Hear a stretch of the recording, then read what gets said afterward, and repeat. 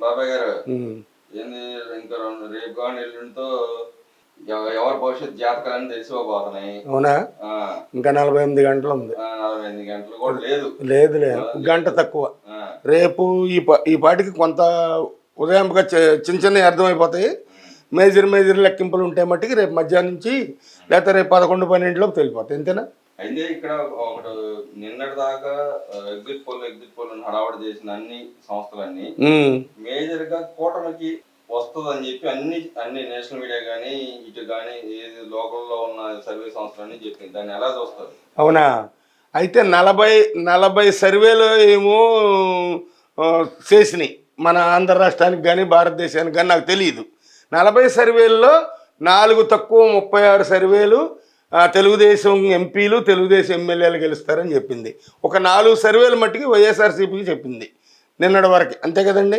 అప్పుడు ఈ 18 ఎంపీలు మన ఆంధ్రాకి ఏంటి 120 స్థానాలలో అసెంబ్లీకి ఎమ్మెల్యేల స్థానాలు గెలుతాయని చెప్పింది.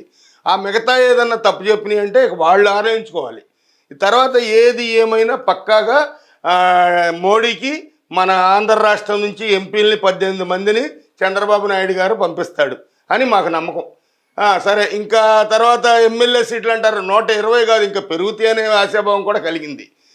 తర్వాత ఇంకోటి ఏంటంటే ఆంధ్ర రాష్ట్రంలో తెలుగుదేశం గ్యారెంటీగా గెలుస్తుందని ఏదేదో రకరకాలుగా అవతల పార్టీ వాళ్ళు మాట్లాడతాం, మిస్అండర్స్టాండింగ్ మాటలు, కరెక్ట్గా లెక్కెట్టేవాడు ఎన్నికల కౌంటింగ్లో ఎందుకు కూర్చుంటాం, మాకు అలాంటి వాళ్ళు పనికిరారంటాం.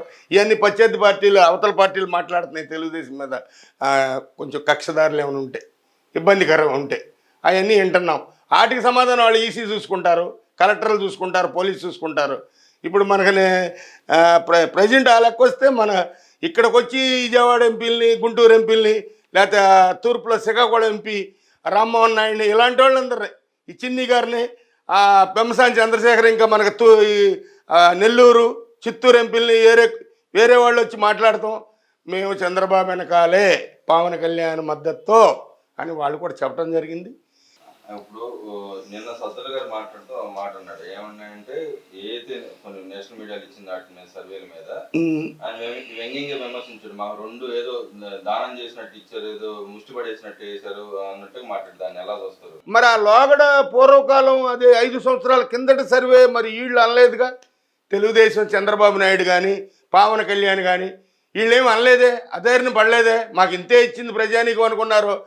ఎవరో యేసుప్రభు అల్లా రాముడి మీద దండం పెట్టేసుకున్నా నమస్కారం పెట్టారు. 5 ఏళ్ళు ఓరికి పెట్టారుగా. ప్రజలే కదా ఇప్పుడు నిర్ణయించేది. చంద్రబాబు చేతిలో ఉందా ఈసీ? లేదు. పోనీ జగన్మోహన్ రెడ్డి గారి చేతిలో ఉందా చెప్పమనండి, నమ్ముతాం. లేదు. ప్రజలు నొక్కేశారు ఓట్లు. 5 సంవత్సరాలు ఇసుకుపోయి ప్రజలు తెలుగుదేశాన్ని గెలిపించుకుంటున్నారు, అది జనసేనతో కలిసి. ఇప్పుడు మీరు అలా అంటే నేను ఇంకోటి చెప్పాల్సి వచ్చింది. పూర్వకాలం ఏంటి కమ్యూనిస్టులు నీతి నిజాయితీ పరుల రోజుల్లో పుచ్చలపల్లి సుందరయ్య గారు లాంటి టైంలో ఎలక్షన్లు ఎలా జరిగినాయి? ఇప్పుడు అలా జరుగుతున్నాయండి. పదే మనం సుందరయ్య గారి పేరు ఎత్తుకోవాల్సి వచ్చిందంటే ఆయన ప్రపంచ దేశాలకు ఎక్కాడు కాబట్టి. అట్లాగే ఎన్టీఆర్ గారి గురించి ఎందుకు చెబుతున్నాం మనం? 9 నెలల్లో 82లో పార్టీ మొదలుపెట్టి నాదెండ్ల భాస్కర్ రావు గారితో కలిసి 83లో ముఖ్యమంత్రి అయ్యి అప్పుడు ఉమ్మడి రాష్ట్రం 294 సీట్లైనా కేసీఆర్ గారు గెలిచి అట్టా 2 సార్లు, ఒకసారి బల ప్రదర్శన చేసుకుని కర్ణాటకలో చంద్రబాబు నాయుడు గాలి జనార్దన్ రెడ్డి ఎమ్మెల్యేలు పెట్టి గెలుచుకుని, ఒకసారేమో ప్రజా ఓటుతో గెలుచుకుని, 3ఓసారి కూడా గెలుచుకుని, మరి ఆయన అంత మెజార్టీ తెచ్చుకున్నాడు. ఇందరమ్మకే కళ్ళు పుట్టిని ఆ రోజుల్లో. మరి దాన్ని ఏమంటారు? అప్పుడు ఈసీ లేదా? ఇక వాటిల్లో పద్ధతులు మార్చుకుని అరాచకాలు పుట్టించుకుని రౌడీలు పెరిగొచ్చి గొడవలు చేసుకుని ఇట్లా నాశనం చేసుకుంటే తప్ప ఎలక్షన్ అనేది ఫస్ట్ నుంచి ఒకే పద్ధతిలో ఉంది. దాన్ని నమ్మాల్సిందే ఎవరైనా. ప్రజల మనస్సు వాచ్యకరణ ఎప్పుడు శుభ్రంగానే ఓటేస్తారు. మీరు అట్టిగా ఇచ్చారు, వీళ్ళు యాపిల్గా ఇచ్చారు, అది దొబ్బుతమే తింటమే, దాంట్లో రాజీ లేదు. మేము అట్టిగా ఇచ్చాం మాకే లేదంటే మరి వాళ్ళు యాపిల్గా ఎందుకు ఇచ్చారు? 2 తప్పేగా. అది ఒక పూర్వకాలం కమ్యూనిస్టుల సుందరయ్య గారి భావాలతోనే పోయినాయి. అప్పుడు ఎలక్షన్లు ఇప్పుడు అట్లా నిస్వార్థంగా చేసేవాళ్ళు లేరు, ఆశాపరులే. ప్రజలు కూడా ఆశాపరులే. దాంట్లో తప్పే ఉంది? ఆశాజీవి నువ్వు ఇచ్చావు, మేము అడగలేదే. నేనేమన్నా అడుక్కుని టీ దాగి మీ దగ్గరికి వచ్చి మాట్లాడుతున్నానా? నాకెవడన్నా టీ ఇప్పించాడు? అదేంటి కేసీఆర్ గారు? అది కాదు. ఇంకా ఏదన్నా ఉంటే వీళ్ళకి వాడిపోతున్నామని సుప్నాతనంతో ఇవాళ ఇంకా 23 గంటలు టైం ఉంది. ఆ టైం మీరు చూసుకోండి. చంద్రబాబు ముఖ్యమంత్రిగా సైకిల్ వేసుకుని ఎన్టీఆర్ గారు నిమ్మకూరులో కృష్ణా జిల్లా పామర్ పక్కన నిమ్మకూరు నుంచి పామర్ సైకిల్ తొక్కొచ్చిన సైకిల్ కష్టం రేపు చూపిస్తుంది. చంద్రబాబుతో వెళ్తుంది సైకిలు. ఆ పవన్ కళ్యాణ్తో కూడా కలిపి. అంటే నేను పవన్ కళ్యాణ్ తీసేసి మాట్లాడుతున్నా దీంట్లో. ఇప్పుడు పవన్ కళ్యాణ్ గత 10 సంవత్సరాల నుంచి కొట్టుకొచ్చాడు. వాళ్ళ అన్నయ్య చిరంజీవి గారు ఎంపటే డివైడ్ అయిపోయాడు. నిలబడింది ఎవరో పవన్ కళ్యాణ్. ఆయనకి మంచి ఈ టర్నర్ జరుగుతుంది. ఒక టర్నర్ అసలు ఒక సీటు కూడా లేదుగా. ఆ మాటకు వస్తే నిరుత్సాహపడలేదుగా. ఆయన వదిలేసిన వాళ్ళు ఇప్పుడు బాధపడుతున్నారు. వాళ్ళు ఎందుకు వదిలేయాలి? ఉంటే బాగానే ఉండేదిగా కేసీఆర్ గారు. ఆయనతో ఈరోజు గుర్తింపులో ఉండేవాడుగా. అట్టాగే నన్ను కూడా ఇప్పుడు 40 ఏళ్ళ మట్టి కొట్టుకొస్తున్నా ఎన్టీ రామారావుకి అభిమానంగా. ఇదేంట్రా బాబు వీడు చెప్పు రామారావు పిచ్చ అనుకున్నారు. నాకు నిన్న మొన్న కేశినేని విశ్వనాథ్ గారు లాంటి వాళ్ళు పిలిచి శాలువా కప్పి సన్మానించారు. నాకు అంత సాలు. నాకు ఎక్కువ ఆశలు లేవు. నాకు రామారావు గారి అంటే ఇష్టం అనే మాట మీకు తెలుసు. అట్లాగే ఎవరు భావాలు వాళ్ళకు ఉంటాయి. కేసీఆర్ గారు ఇంకా రాష్ట్రంలో జరిగే అడగంటే చెబుతా, రేపు జరగబోయేది అడగంటే చెబుతా. అయితే ఇక్కడ 2 ప్రధాన అంశాలు ఇప్పుడు చర్చ నడుస్తుంది బాగా రాష్ట్రంలో.